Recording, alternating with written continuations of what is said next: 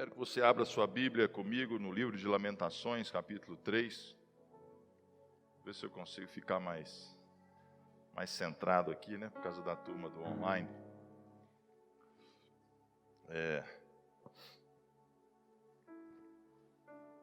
Esse mês de setembro amarelo é um mês de proclamação da vida, é um mês em defesa da vida, né? Quantas pessoas têm, lamentavelmente, perdido o sentido da vida. Perdido o sentido da vida. Não somente entrando numa ruptura saudável do que é viver, como também se automutilando emocionalmente, se automutilando existencialmente, sabe, fazendo com que parece dando de ombros para a vida, para a esperança, para si mesmo. E na semana passada eu falei sobre a reconstrução da esperança através da vida de Moisés. Mesmo Moisés sendo o grande homem que foi, o grande líder que foi, o grande protagonista que levou Israel para fora do Egito, depois de 400 anos de cativeiro. Nessa semana, nesse domingo, eu queria falar sobre um outro homem igualmente importante, um momento igualmente... E um versículo muito conhecido de todos nós, está em Lamentações, no capítulo 3, versículo 21. Quero trazer à memória aquilo que pode me dar esperança. Vamos falar juntos? Quero trazer à memória aquilo que pode me dar esperança. Outra vez, mais forte. Quero trazer à memória aquilo que pode me dar esperança. Esse versículo é um versículo que nós precisamos vivê-lo. Esse é um versículo que precisa, sabe, estar na nossa cabeceira, está no nosso coração, está dentro da gente. Às vezes a vida se torna difícil, gente. Às vezes a vida se torna complicada. Eu queria contextualizar um pouco para você. Lamentações é escrito por Jeremias, o profeta Jeremias. E Jeremias, ele é conhecido como profeta chorão. O profeta chorão, que chorava e viveu num momento difícil da história de Israel. Viveu num momento difícil, diferentemente de Moisés, onde a vida dele estava enclausurada, encapsulada pela culpa e pela desesperança. Aqui nós estamos falando de um estado inteiro. Ou seja, foram 70 anos de cativeiro sobre o domínio da Babilônia, sobre o déspota de Nabucodonosor. Essa é a época que Daniel viveu. E você já deve ter ouvido dizer, Daniel na cova dos leões, e como é que ele foi exilado, tirado, arrancado da sua terra e levado para a Babilônia. E esse era o costume da Babilônia. Eles não somente desertavam as pessoas da sua própria terra, tirando-a da sua família, dos seus costumes, dos seus hábitos, da sua religiosidade, da sua espiritualidade, como eles transferiam para uma outra terra, para que a pessoa tornasse uma outra identidade. Até o nome da pessoa mudava. O nome de Daniel mudou. Os amigos de Daniel, Sadraque, Mesaque, Abdinego, na fornalha. O próprio Daniel. As ruas de Jerusalém estavam desertas. Ninguém andava pelas ruas. Fome, destruição. Os jovens, como eu disse, eram levados cativos para outras nações. Os valentes e os soldados eram mortos e os seus corpos expostos de forma vexatória nos muros de Jerusalém, pendurados.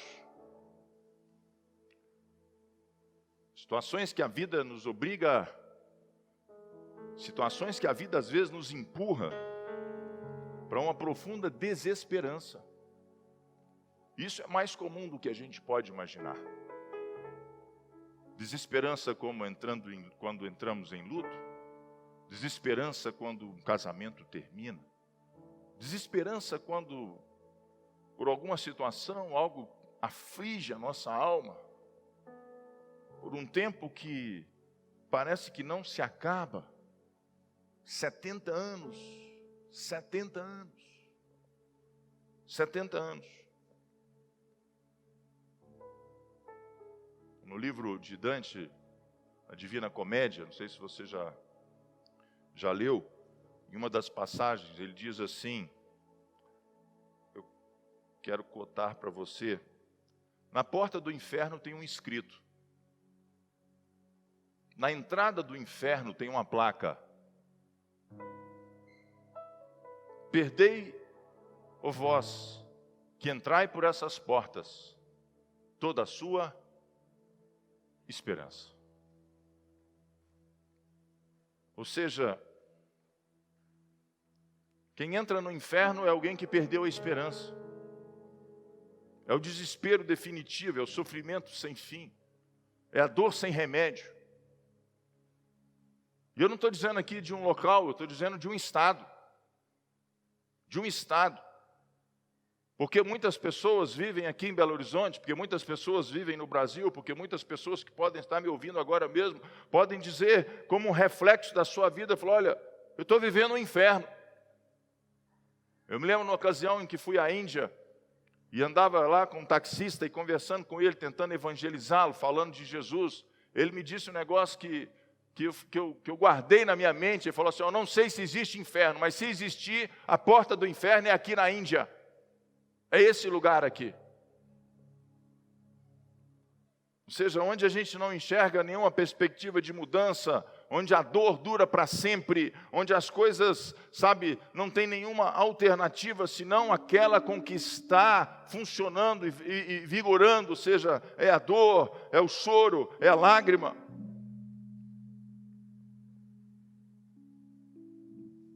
Mas se o inferno é um lugar de desesperança e toda a verdade é paralela, diga comigo, toda a verdade é paralela.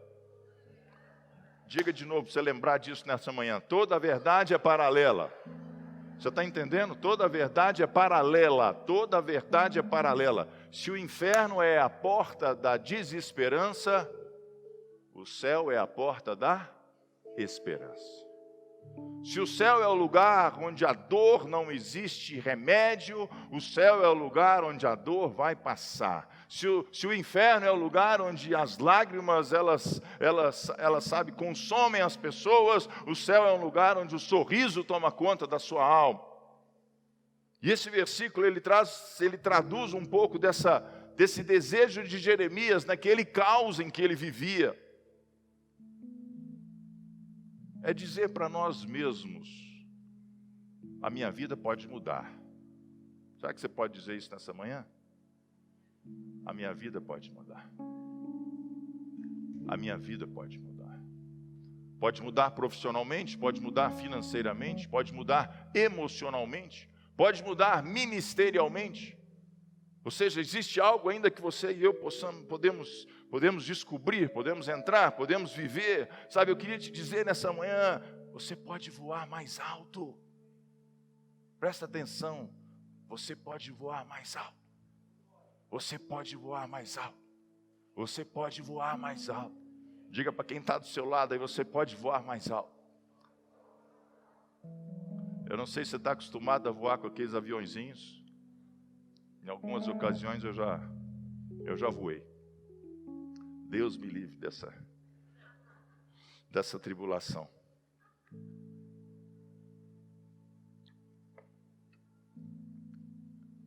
Eu voltava de Vitória e o piloto assim do meu lado. O bom de você não ver o piloto é que você não sabe se está com problema, se não está. Ele está lá na frente, você fica tranquilo aqui atrás. E uma tempestade se aproximava e ele conversava com alguém na torre de comando. Falou, o que eu vou fazer aqui? Tem uma tempestade. Nós vamos passar por uma tempestade. E o som estava dando até para ouvir o som, né? Eu imaginei que a pessoa disse assim para ele, do comando, diz assim, sobe, voa acima das nuvens. E ele respondeu dizendo assim, não dá, esse avião é pequeno, eu não consigo subir mais. Você está entendendo o que Deus está dizendo para você nessa manhã? Diga aí para quem está do seu lado, sobe. Porque Deus não te fez um motor e um aviãozinho despressurizado, que é para viver debaixo de toda arcabouço da maldade. Deus te fez um avião, sabe, como um A380, que pode voar 35 mil pés de altura, acima da tribulação, acima das nuvens, acima da tempestade, acima das dificuldades. Eu quero dizer isso para você nessa manhã. Você tem força para isso, você tem capacidade para isso, você tem DNA para isso. Deus te formou com essa potência de subir como asas, como de águia. Você não é um pardal, diga para quem está do seu lado, você não é um pardal, meu irmão. Você está entendendo? Você não é um pardal, você é uma águia. Deus te compara a uma águia para você subir. Existe uma diferença enorme entre desejo e esperança. E às vezes nós confundimos um pouco. Se você chegar para mim hoje e dizer assim, pastor, ora por mim, eu tenho uma entrevista de trabalho importante essa semana. E eu falo, poxa vida, Deus te abençoe, tomara que dê certo. Pastor, ora por mim, eu tenho um encontro, tenho uma reunião, tenho uma decisão para tomar, olha, tenho um contrato para fechar, tenho a faculdade, eu vou falar para você, Deus te abençoe. Mas isso é o meu desejo. Cuidado para que a gente não transforme os nossos desejos em esperança. Porque esperança não é desejo.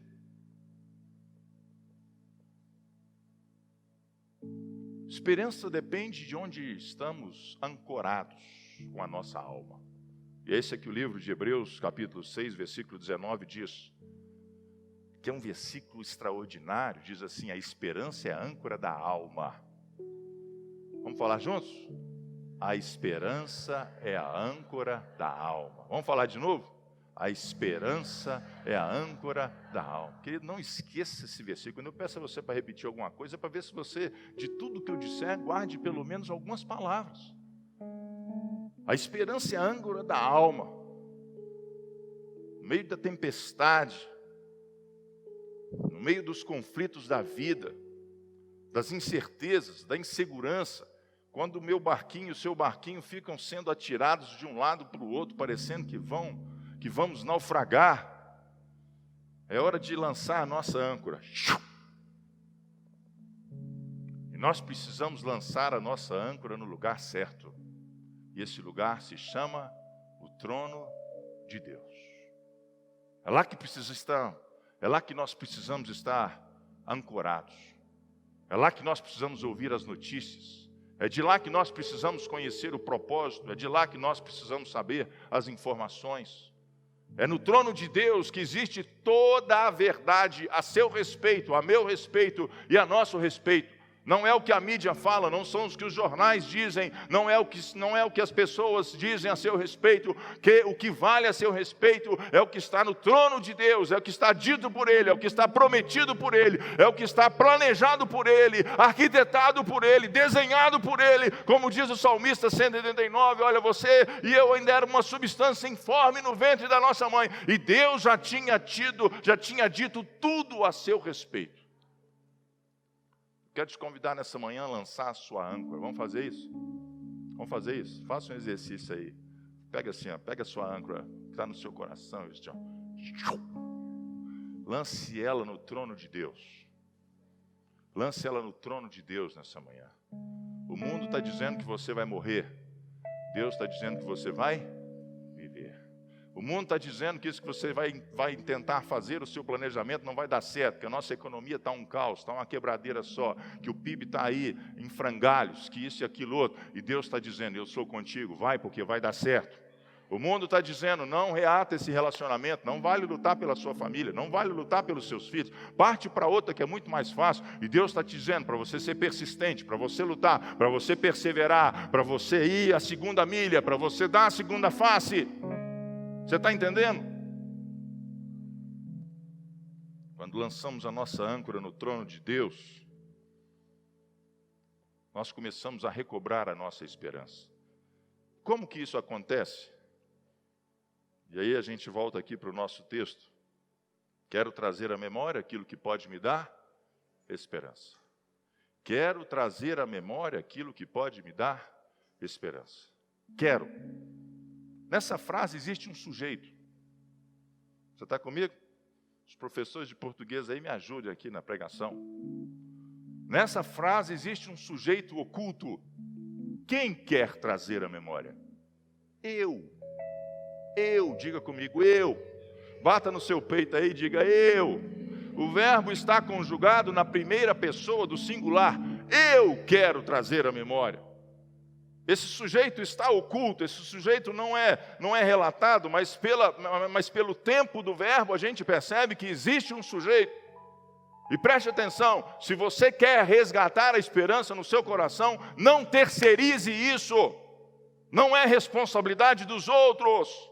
Não é responsabilidade da sua esposa, não é do seu esposo, não é dos seus filhos, não é do seu pastor. Abra o seu coração nessa manhã e diga assim: eu quero trazer à minha memória aquilo que de alguma forma pode me dar esperança em relação ao meu futuro. Pessoas que choramingam da vida, pessoas que reclamam da vida, pessoas que culpam a vida, sabe? Pessoas que culpam o Estado, pessoas que culpam a família, pessoas que se vitimizam em relação à igreja, ao status que vivem, achando que não tem oportunidade, achando isso, achando aquilo outro. E Jeremias diz assim: eu quero trazer, eu não vou terceirizar isso para os outros, eu não vou esperar o Nabucodonosor ser um rei menos déspota do que ele é. Eu não vou esperar as circunstâncias melhorarem, eu não vou esperar a minha lavoura crescer em frutos, eu não vou esperar o fruto da videira, eu preciso trazer para a minha memória. E a memória é algo poderoso, irmãos. Eu quero te pedir nessa manhã, seja intencional. Você pode fazer isso? Seja intencional. Tome essa decisão. Tome essa decisão nessa manhã. Tome essa decisão. Sabe, se nós queremos ter mais esperança na nossa vida, se nós queremos ter mais domínio daquilo que Deus tem para nós, nós precisamos ser intencionais. A Bíblia no livro de Hebreus capítulo 11 diz que a fé é a esperança, é a expectativa, é a certeza das coisas que nós esperamos e a convicção de fatos que não se veem. Seja intencional nessa manhã, em nome de Jesus. Sabe, às vezes a gente, com o caminhar da vida, perdemos a nossa intencionalidade. A intencionalidade, o que você quer fazer da sua vida. Não deixe os outros dominarem.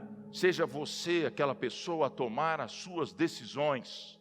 Seja você aquela pessoa a dizer: poxa, eu vou me encher de esperança. Eu vou me encher de ânimo, eu vou me encher das promessas de Deus, eu vou me encher da palavra de Deus. Porque se você quiser viver o inferno de Dante, relatado no Divina Comédia, é só você ver as notícias. Só você ver as notícias. Eu contei para vocês quando eu peguei Covid, né? Lá em março. Confesso para vocês assim, a primeira coisa que eu pensei quando o meu resultado saiu, primeiríssima coisa, o que você acha que foi? Lascou, vou morrer. Dali pelo segundo, terceiro dia, os irmãos mandando mensagem para mim, e um abençoado diz assim: nessa vida a gente precisa estar de mala pronta para encontrar com Jesus. E era o dia que eu estava pior, sentindo dor. Vou ligar para o meu advogado, ver se as coisas estão tudo certo. Nós somos facilmente vítimas dessas mentiras do mundo. Você está entendendo? Deus tem um plano para a sua vida. A sua vida, faça assim com a sua palma da mão, assim, ó. Põe você aqui dentro, assim, ó. Eu estou aqui, ó, nas palmas das mãos de Deus. Você está entendendo? A sua vida está guardada nas palmas das mãos de Deus. Arma nenhuma forjada contra ti prevalecerá. Eu quero trazer à memória aquilo que pode me dar esperança. E eu tenho uma pergunta para você nessa manhã. Qual é a sua memória dominante? Todos nós temos. Sabia disso? Todos nós temos um lado do corpo que é dominante, não é verdade? Eu, por exemplo, sou canhoto, tá certo? Pode ver, sempre o passo que eu dou com a perna esquerda, parece que é a minha perna direita, sabe? Ou seja, todos nós temos questões internas, interiores do nosso corpo, da nossa alma, que são dominantes. E se você puxar na memória agora, qual é a sua memória dominante? É impressionante como a gente tem uma capacidade enorme de deixar-nos ser dominados por fatos e ocasiões e situações da nossa vida que foram desastrosas. Desastrosas. Tem gente que se lembra em detalhes daquela noite fatídica, daquela semana esmagadora, sabe? O erro não está em lembrar, mas o erro está em trazer isso à memória recorrentemente. Porque Deus não nos faz esquecer, porque de alguma forma as nossas experiências no passado podem nos ajudar a construir o nosso futuro. Mas você precisa se perguntar nessa manhã quais são as suas memórias recorrentes. Se você se dá agora, fala assim, eu vou fazer uma faculdade, resolvi, quero fazer o Enem, vou fazer um vestibular. E na sua memória vem assim, mas você já tentou vestibular 4 vezes e você já perdeu todas. Vou tirar carteira, quero habilitação, vou dirigir meu carro. E aí na sua memória dominante vem assim, você já tentou tirar carteira 6 vezes e todas foram desastrosas. Vou arrumar um namorado, vou me arrumar, vou comprar uma roupa nova, vou parar de ser essa marmota. Falei, mas as últimas 3 que você pediu para namorar, todas elas, te mandaram passear. Tem gente que tem uma facilidade enorme da memória recorrente, da memória dominante na vida dela, ser uma memória negativa, ser uma memória mortífera, ser uma memória cruel, ser uma memória de dano. E Jeremias está dizendo assim, eu quero trocar aquilo que está na minha memória, eu quero me lembrar de coisas boas na minha vida. O que está aí no seu HD? Pergunte aí, seu vizinho, o que está aí no seu HD? Deus te convida nessa manhã, sabe,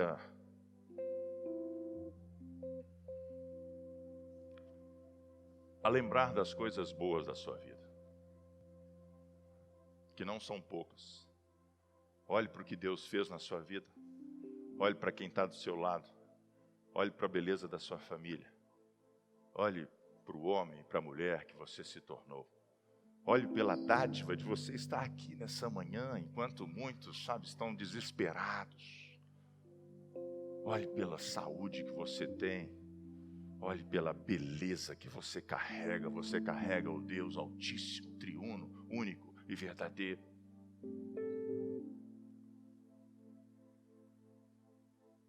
Jeremias está dizendo para ele mesmo, e o nome dele era profeta, conhecido como profeta chorão. Eu preciso buscar coisas boas na minha mente. Eu preciso buscar coisas boas no meu pensamento.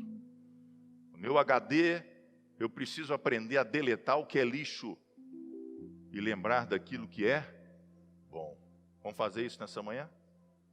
Vamos fazer isso nessa manhã? Querido, não vá conversar com seu cônjuge, com a sua esposa, com seu esposo, dizendo assim, porque há 28 anos atrás, 11 meses, 4 dias, 3 horas, isso aconteceu na minha vida. E foi uma tragédia. Porque depois desses anos todos, eu tenho certeza que muita coisa boa aconteceu na sua vida. Não lembre a vida pelos gols que você perdeu. Lembre pelos gols que você fez. Você está entendendo? Isso é divino. Diga para quem está do seu lado, isso é divino. Isso é divino. Não se culpe, sabe? Leve a vida mais leve. Jeremias estava vivendo um momento tão difícil. 70 anos de cativeiro. Ele falou, poxa, eu preciso recobrar a minha esperança. Eu preciso trazer à minha memória aquilo que pode me dá esperança. Não deixe que o abandono tome conta da sua memória. Lembre-se que você foi acolhido e você é acolhido. Não deixe a sua vida ser marcada pelas lágrimas. Lembre-se dos momentos que você sorriu, que não foram poucos. Não deixe que a sua vida seja marcada pela derrota. Lembre das suas vitórias. Deixa que a pessoa que está do seu lado, lembre das suas vitórias. Não deixe a sua vida ser marcada pelo desafeto, sabe? Pelo desamor, pelo abandono. Diga para quem está do seu lado aí, eu te amo, fica tranquilo. Tem muita gente que te ama nesse mundo, tem muita gente que se importa com você. Você não está sozinho nessa jornada, você não está sozinho nessa caminhada. Existe um cântico antigo que diz assim, vamos lá, é 1, é 2, dá um sol aí. Se as águas do mar da vida quiserem, segura na mão de Deus e vai. Nós não ensaiamos não, né? A próxima vez eu vou checar mais cedo aqui. Se as tristezas dessa vida quiserem te sufocar, segura na mão de Deus e vai. Everybody agora. Segura na mão de Deus, pois ela te sustentará. Não temas, segue adiante, não olhes para trás. Segura na mão de Deus. Agora, se você quer me dar assim uma alegria, bate uma palma aí, né, meu?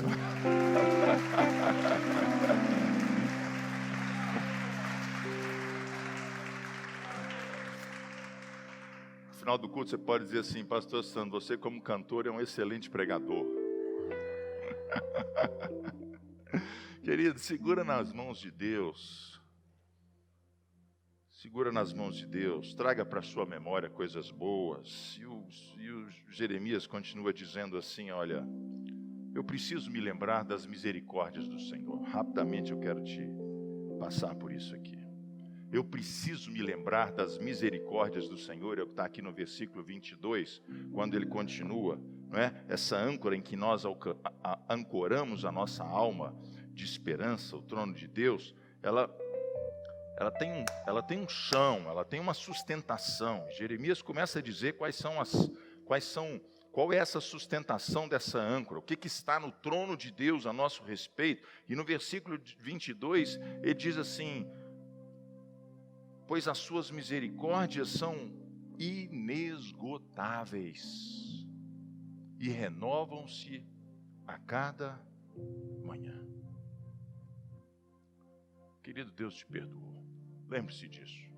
Em você não existe culpa, em você não existe dolo. Ele é benigno, Ele é piedoso. Ele é um pai que te ama. Ele não está lá no céu com uma vara querendo te castigar, querendo te fustigar, querendo te amedrontar. Preste atenção numa coisa, Deus não é delegado de polícia. Você está comigo aqui nessa manhã? Deus não é investigador que está atrás de você para falar assim, tá vendo, te peguei, agora eu te peguei. Te peguei. Não. Jeremias está dizendo, as misericórdias de Deus, elas se renovam a cada manhã. Hoje, quando você acordou, se você não acordou antes do alvorecer, quando você acordou, as misericórdias do Senhor já estavam renovadas sobre a sua vida. Deus continua te amando, Deus continua te querendo, Deus continua te promovendo, Deus continua te protegendo. Deus não mudou sobre a sua vida. A Bíblia diz que ainda que os nossos pecados sejam vermelhos como a escarlate, Deus os transformaria em brancos como a neve. Versículo 23, ele diz, grande é a tua fidelidade. Vamos falar juntos? Grande é a tua fidelidade. Outra vez bem forte. Grande é a tua fidelidade. Ele é fiel, Ele é fiel, Ele é fiel. A Bíblia diz que nele não existe sombra de variação. Ele é o mesmo ontem, Ele é o mesmo hoje, Ele será o mesmo amanhã. Isso é fidelidade. Nós não estamos acostumados com isso. As pessoas, por quase nada, se tornam infiéis. E nós não conseguimos construir esse conceito na nossa mente. Nós estamos acostumados a tratar com pessoas que quebram as suas palavras, que quebram os seus juramentos, que quebram as suas alianças. Para isso precisa escrever, para isso precisa assinar, para isso precisa levar para o cartório, para isso precisa de 2 ou 3 testemunhas, porque nós não confiamos nas pessoas.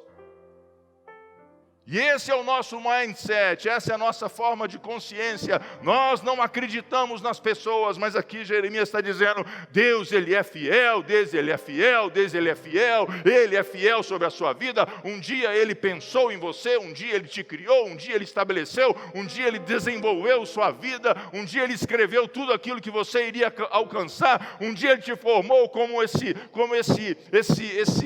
avião supersônico de turbina que pode voar acima das nuvens, e não é porque você faz uma coisa aqui ou outra ali que Ele muda a seu respeito. A Bíblia diz que Deus é fiel. E Jeremias está dizendo, poxa vida, nós podemos estar passando por um momento difícil, mas eu sei que o meu Deus é um Deus fiel. A sua palavra permanece para sempre. Eu tenho uma boa notícia para você aqui. Quantos gostam de boa notícia aqui? Quantos gostam? Vou perguntar de novo. Pediu uma boa oportunidade de levantar a mão. Quantos gostam de boa notícia aqui? Diga aí para quem está do seu lado o que Deus prometeu para a sua vida. O que Deus prometeu para a sua vida. Preste atenção, o que Deus prometeu para a sua vida, Ele vai cumprir. Ele vai cumprir, é Ele quem vai cumprir, Ele quem vai cumprir, Ele é o alfa, Ele é o ômega, Ele é o princípio, Ele é aquele quem completa toda a boa obra na nossa vida. Lembre-se da história de Caleb. Deus tinha prometido a Caleb a terra prometida. Caleb estava com 86 anos de idade. Falou, olha Josué, hoje eu estou mais forte do que há 40 anos atrás. Deus me prometeu essa terra, eu estou pronto para entrar nessa terra, porque é uma promessa de Deus. E eu oro para que a assunção de Caleb venha sobre a sua vida. Quanto mais idade você tiver, mais cheio de esperança você se torne, entendeu? Para que você entenda que aquilo que Deus prometeu, se não aconteceu esse ano, vai acontecer, daqui a pouco vai acontecer. E quanto mais demorar, você fala, glória a Deus, porque eu vou ficar vivo, eu vou ficar firme, eu vou ficar saudável para ver isso que Deus vai fazer. Você está entendendo? Ele é fiel. Os cruzeirenses podem dizer comigo, oh glória a Deus. Se não for esse ano, o ano que vem vai ser.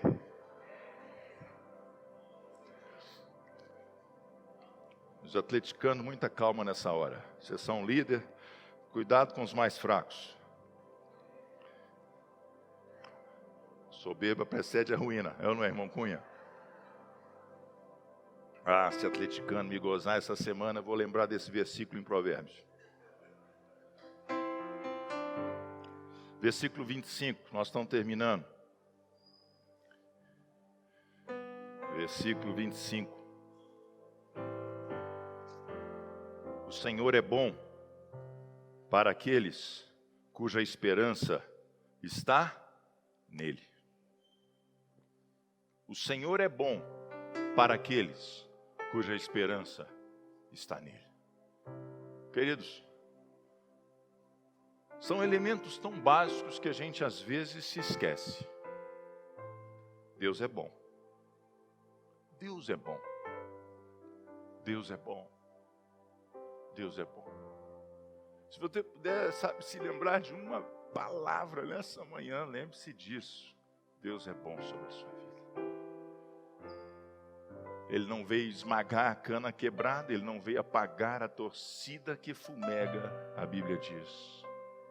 Bondade é a capacidade de realizar o melhor na vida dos outros, além das próprias expectativas do indivíduo, com extrema generosidade. Vou repetir essa definição de bondade que eu gostei. É a capacidade de realizar o melhor na vida dos outros. O melhor, diga para quem está do seu lado, Deus tem o melhor na sua vida. Eu acho que Deus está lá em cima hoje dizendo assim, poxa, como que eu posso, como é que eu vou surpreender, sabe, como é que eu vou surpreender o meu filho, como é que eu vou surpreender a minha filha? Eu não quero só fazer o que é bom, eu quero fazer o que é extraordinariamente bom. É a capacidade de realizar o melhor na vida das pessoas. Além da expectativa da própria pessoa, exercendo uma extrema generosidade. Deus é bom.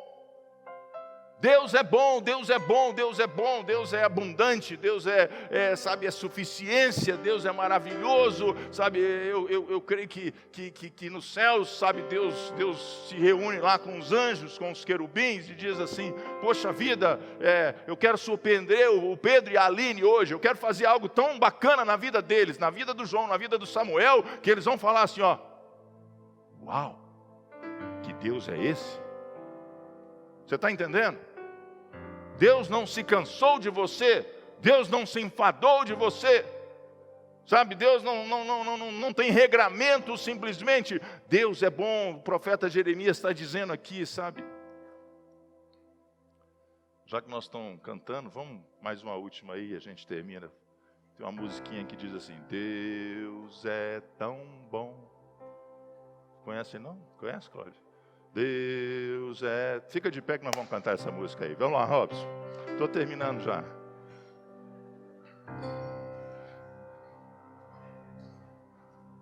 Nós vamos de quê? De dó, de ré ou de sol? Vem cá, Robson. Vem cá, Robson. Me ajude aqui.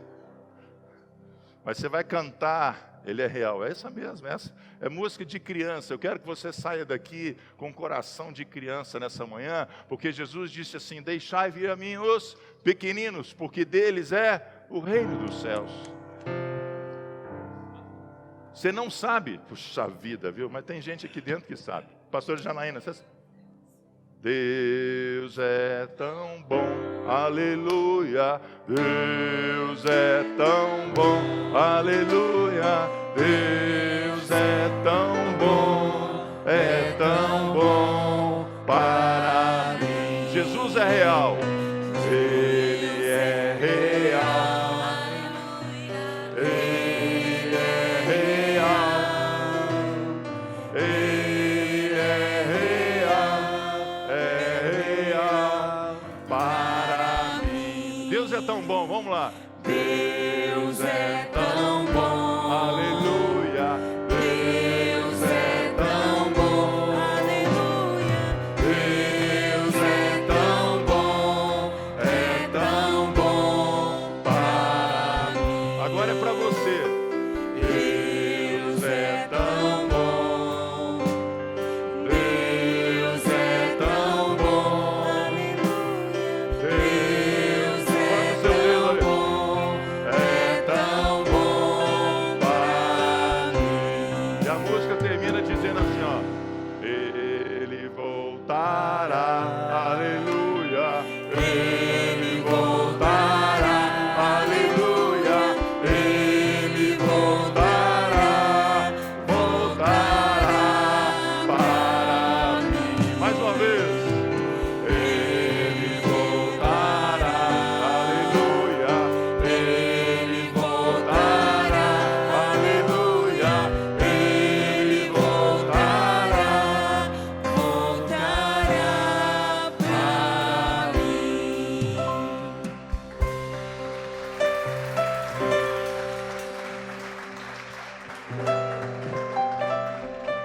Quero orar por você nessa manhã.